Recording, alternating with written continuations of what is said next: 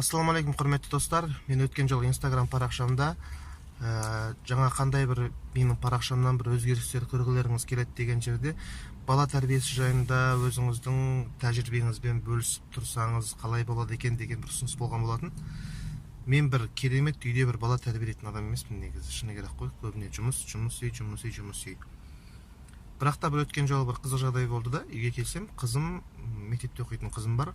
Сол қызым 3 алып қалыпты сабақтан. Негізі үнемі 5-ке, 4-ке оқитын қыз бала 3 алып қалыпты. Шыны керек, мен өзім не істерін білмедім. Шамам келгенше бір насихат айтқандай болдым. Сабағыңды жақсы оқы. Бірақ та бір конкретно менде осындай кезде не істеу керек деген менде бір ешқандай тәжірибе болған жоқ. Осы 1-2 күн бұрын бір қызық бір лекция естіп қалдым. Осы именно бала психологиясы жайында, не істеу керек жайында, балаң осындай 2 алып қалған кезде сен не істеуің керексің, қалай әрекет жасауың керексің. Негізі өте құлаққа қонымды пікір екен. Балаңыз 2 алып қалған жағдайда дейді сабақтан.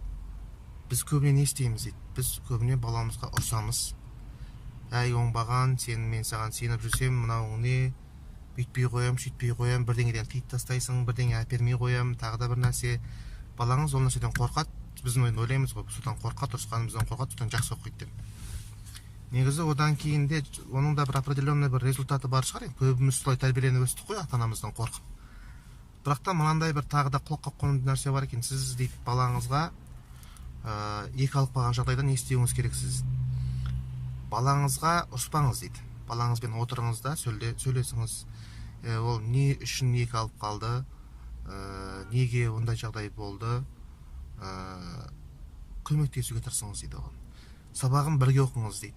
Мысалға математикадан болып қалса, бірге отырып, түсіндіріп отырып, сол есептерді шығарыңыз.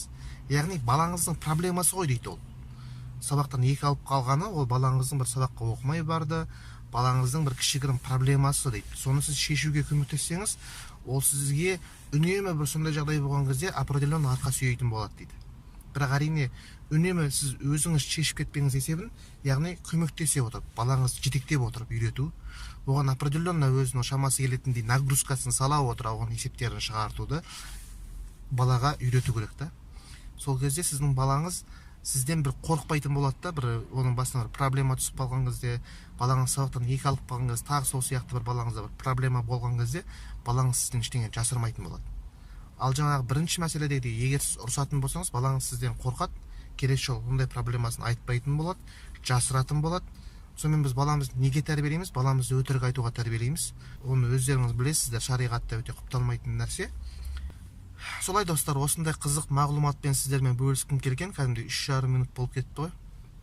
Пайдалы мағлұмат мен өзіме бұл жерден шын мәнінде бір жаңа бір нәрсе болды, тың дүние болды. Мен бұлай айналысып көрген емеспін. Енді бұйырса, осындай жағдай болып қалса, қызыммен осылай айналыссам ба деп отырмын. Сіздерге де кеңес беремін, тексеріп көріңіздер. Мүмкін жақсы нәтиже берер.